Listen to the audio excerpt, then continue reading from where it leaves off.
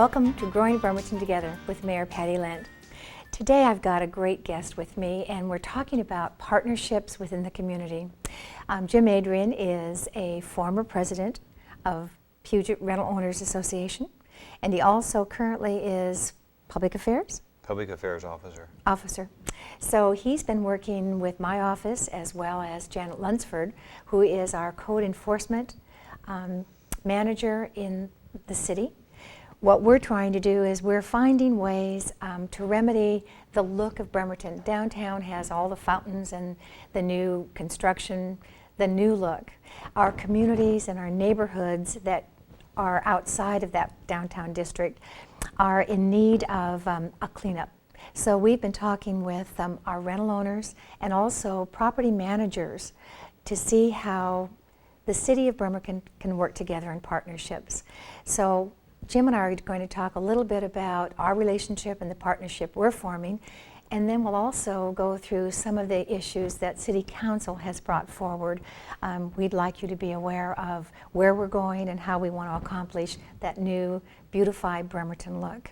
Jim, welcome. I'm glad to have you with me, and we've worked on other projects before. Thank you, Mayor. We've worked last 15 years on various projects from your days in the Commissioner's office, so it's a great opportunity to work with you again on this. Thank you. We first got acquainted when the Kona Village fire, and the rental owners felt that things that need to be looked at for more than single-family houses, but multiple units. And I think you worked with our fire marshal and fire department for over a year on issues that affected apartment houses.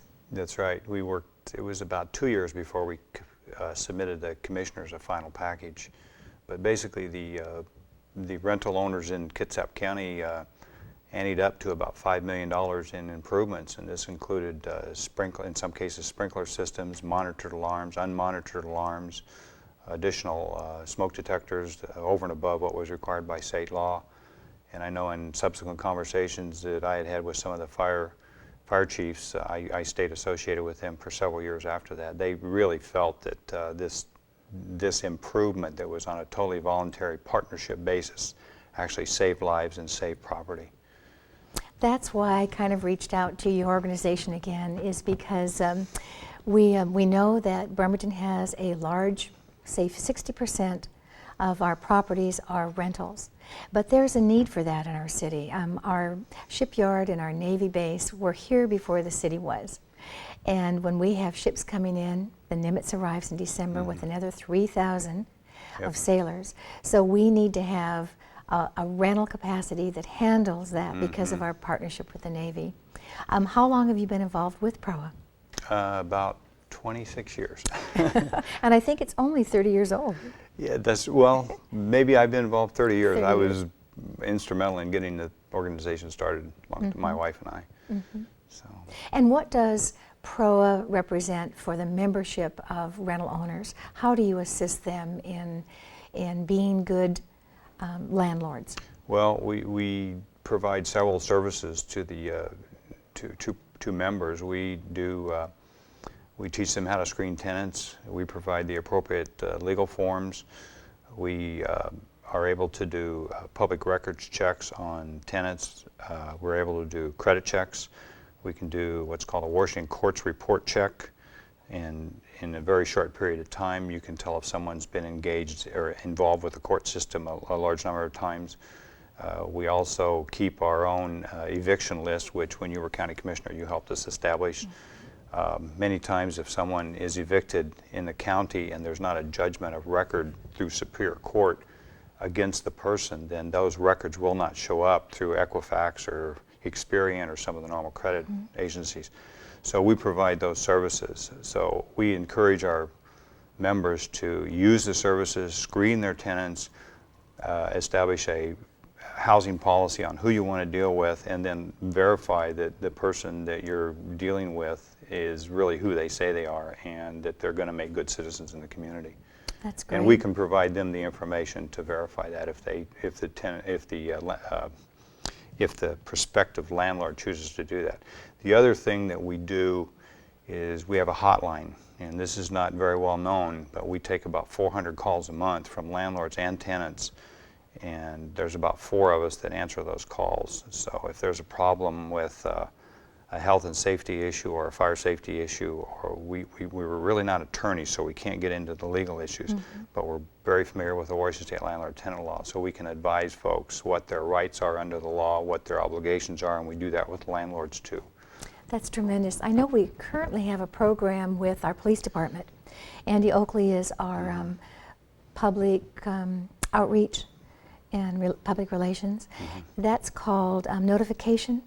Well, we call it the LNP. LNP. You know, when you look at your email and you've got an LNP, you're going to look at it very carefully. But basically, we felt that there was some frustration with the police because they were making repeated visits to some units, and the landlord was not addressing the problem. I mean, I had one tenant that every time her kids got in a fight, she called the police. I didn't know that, and I happened to stop by on one of the calls, and the officer told me, well, this is about the 13th time we've been here in 3 months. And I said, that's unacceptable. We shouldn't be using our police department for that kind of activity. So we felt that we needed to know, as responsible landlords, if there was a police call at any of our units. So we negotiated with the city, and we were initially looking to be notified by mail, but Andy got involved and he talked to Chief Rogers and I think your office, the mayor's office, and what was agreed on is that landlords would register all their properties with the police department. And anytime there's a police call, if it results in a report written by the officer, then Andy will send that landlord normally within 24 hours, no later than 48 hours, a quick one-liner that says there's a police call, or it could be domestic violence, it could be loud music or whatever, at this address. And then the landlord is provided an opportunity to call up the police department to get additional information, or to actually go in and do a public records request and get the full police report. So this gives us real-time information to respond when our tenants are misbehaving. Now, you can't say it's a tenant misbehaving. It could be a burglary, it could be an assault, or it could be any time there's a police call. So, and that's helped. I think right now there's, Andy said about 3,500 addresses have been recorded, but we've got standard notification in our newsletter that please use this service. It's very valuable. We've been lobbying for something like this on the state legislature side for about 2 years, and it's probably one of the best models in the state.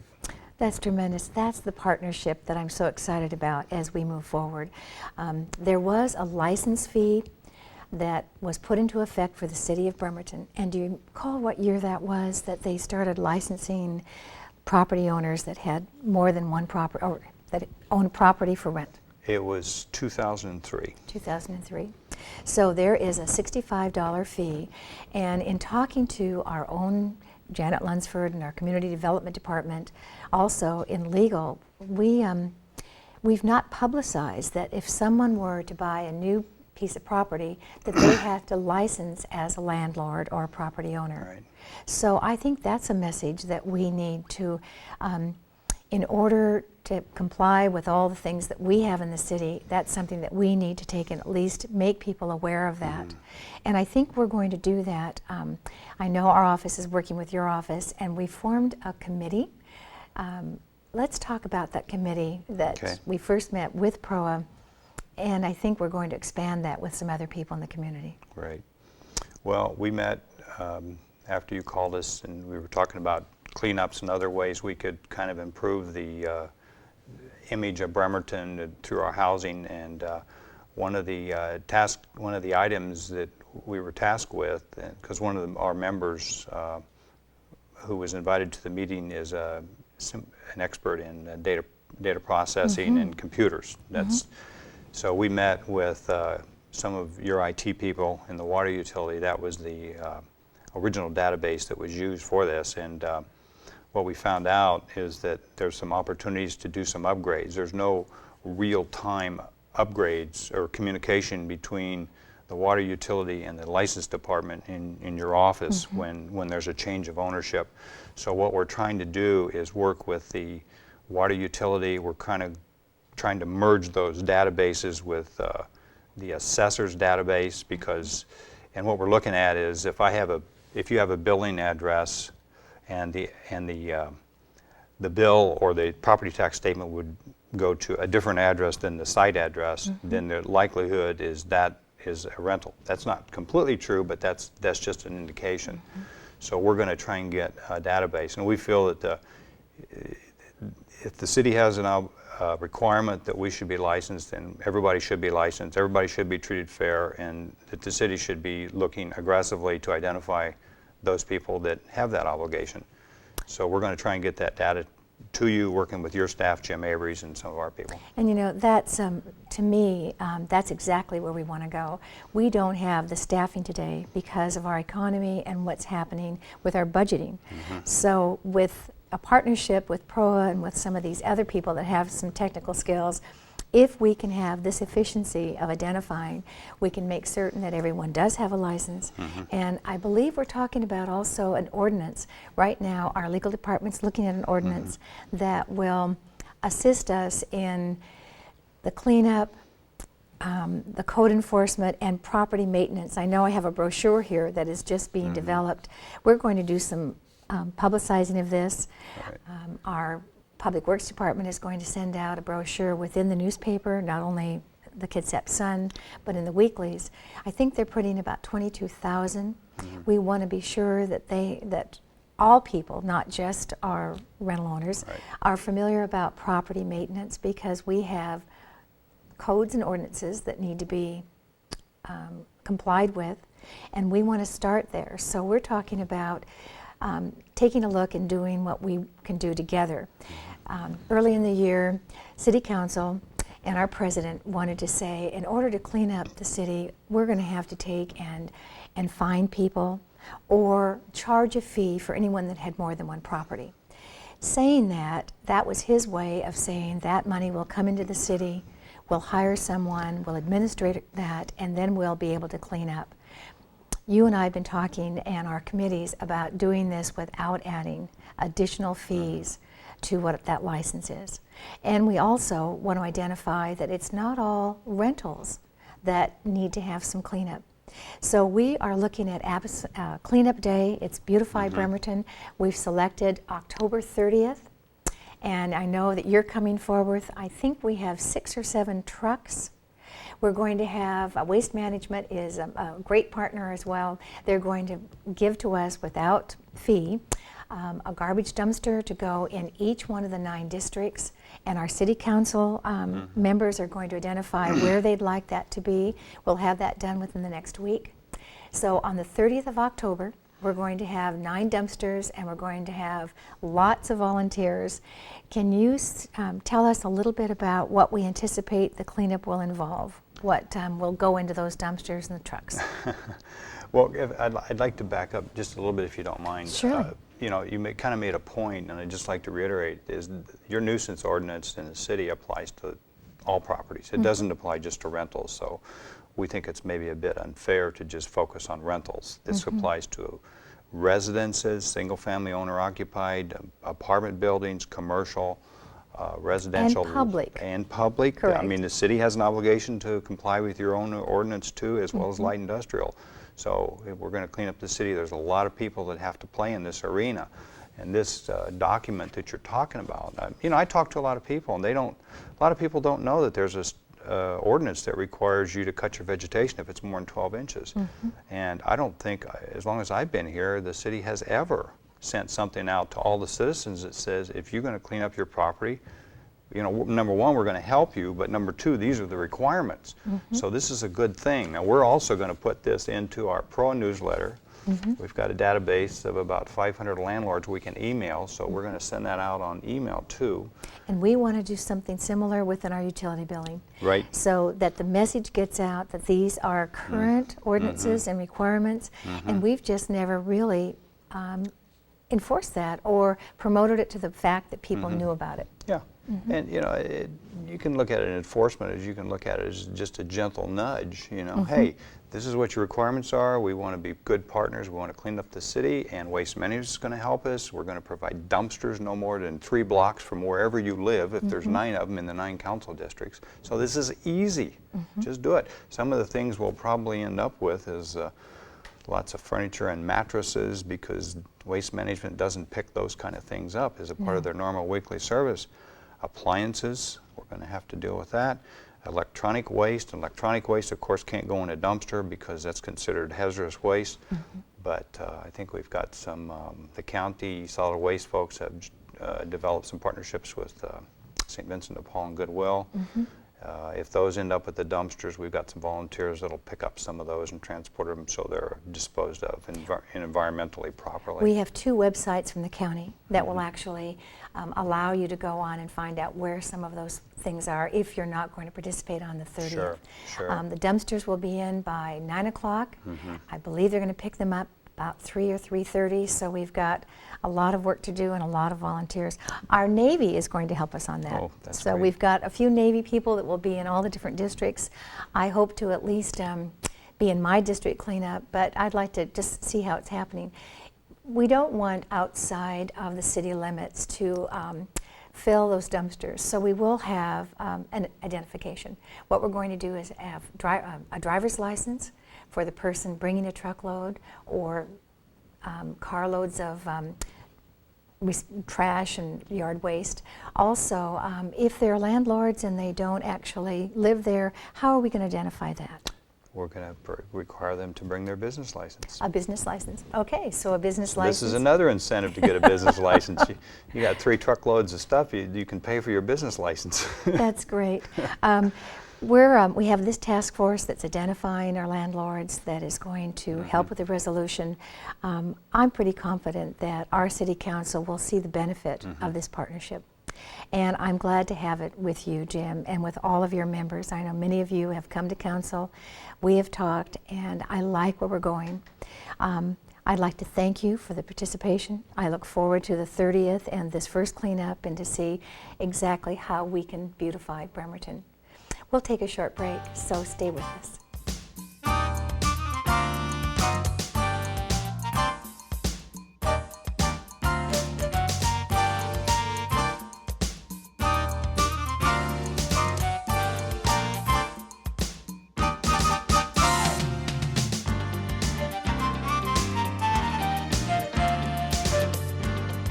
Welcome back to Growing Bremerton Together. Jim Adrian is still with me, and we've just been covering some of the things that the partnership between Puget Rental Owner Association, our neighborhood communities, and the city are doing for a Beautify Bremerton project. It's going to take place October 30th, and we wanted to finish up that there are some new economic conditions facing the city and facing our neighborhoods, and that's the foreclosures and the bank-owned properties. In the city limits, we actually have 500 homes, and you'll be seeing exactly the next slide that you're going to be seeing will show where some of these properties are. It brings a vacancy problem that's not necessarily rented. It's not a homeowner. It's a vacant house. And so, Jim, as we were talking with the committee, Janet Lunsford brought in a series of identifiable cities that are doing something about these vacancies. And can you just touch on what the committee plans to do? Well, some of the issues with these houses is it's really hard to determine who is responsible for them. The homeowner may have given the keys to the bank.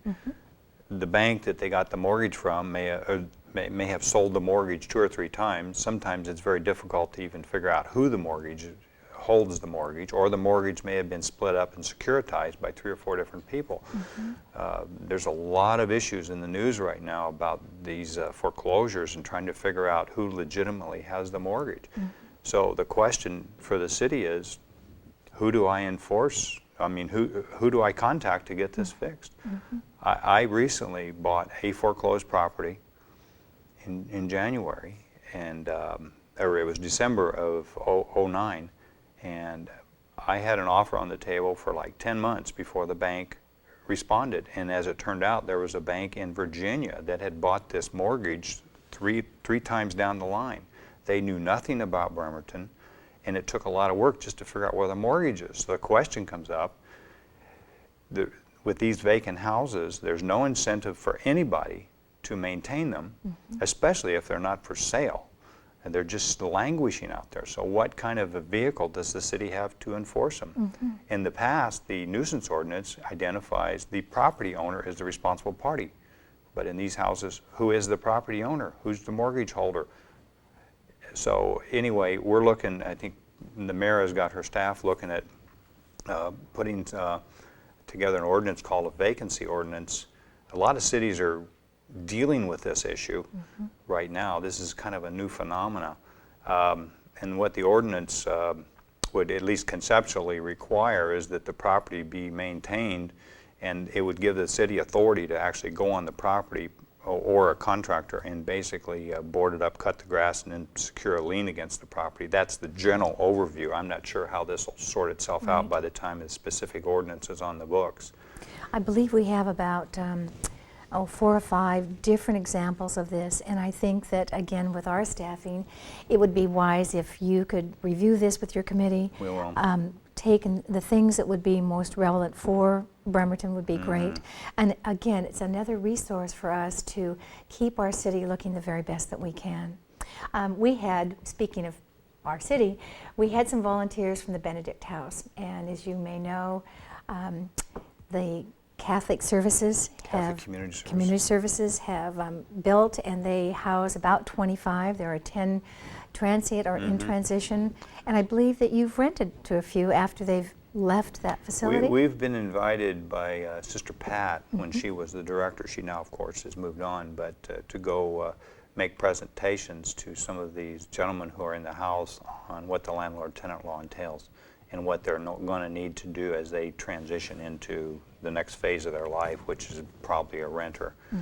So we've been there, I think, 3 times, and I personally have rented to a couple of these gentlemen. They've turned out, that's an excellent program. They have turned out to be excellent tenants. It is. Very responsible. They didn't just pick up around the school, Star of the Sea School, or around the church, but they actually went and moved around in the neighborhood. So they invited me for dinner, and I have to tell you that it was a great experience. They had some bright green vests, the same neon vests we're going to be using on the 30th of October, and they had them all in the back of their chairs, and we had a great dinner. The dinner that particular evening was sponsored by Summit Presbyterian Church. And the program is great. They were our first volunteers on this cleanup project, so we're pretty excited about that. We have others that are doing this. We have gloves available. We have neighborhoods. So on this 30th, anyone in the neighborhood can volunteer to come forward, not just our landlords, not just the Navy and the city people that we've got interested in beautifying Bremerton. I also want to close, Jim, with when you were working with the fire department, and I know that the work that came out of the partnership between fire and rental owners brought some certification and some awards to the county and of course to the city of Bremerton. Would you just tell us a little bit about the good news of what's happened between us? Well, I think it's just an example of what you can do if you don't have an adversarial relationship and you're working in partnership. I know there were a lot of us, and this included condominium owners, residents in apartments who were part of this task force. So you get all the stakeholders at the table and you put a positive spin on what you're trying to do. And what we decided about 3 months into the meeting is we're not going to just discuss sprinklers. We're going to look at general ways to enhance fire safety for all residences in Bremerton. And once we got to that point, we said, all right, this is our objective. Who can argue against that? So you got a common interest. Everybody says, yeah, that's a good thing. Let's develop an agenda around doing that. And we did, and I was very pleased. I know I did not go to the awards, but I know your fire marshal in the county received an award from the Washington State Fire Marshals Association. And there's a couple of pieces of the ordinance that was put together as a result of that that was adopted by the National Fire Code. And I think this is one of the first times I was told that every city and county adopted exactly the same ordinance. Everybody was on the same page. Imagine that, all cities agreeing in the county. So this thing came together very well, and I also understand that you or someone from the county went to DC to receive an award from the National Association of Counties. So that's what we can do if we get all on the same page, we get a common agenda, we agree, and we proceed to execute it. And what's great for the city is that we like to be on that leading edge. We're leading as far as our neighborhood cleanup, our rain gardens, the things that we're doing, and we like to be that poster child so that we can be a pilot project that can be used throughout. There are 39 counties and 281 cities in our state of Washington. Bremerton is one of the leaders. Jim, again, thank you very much for being with us today. I look forward to the next meeting that we've got, and onward and upward. Thank you, Mayor. You're very welcome. Please join us next time with Growing Bremerton Together.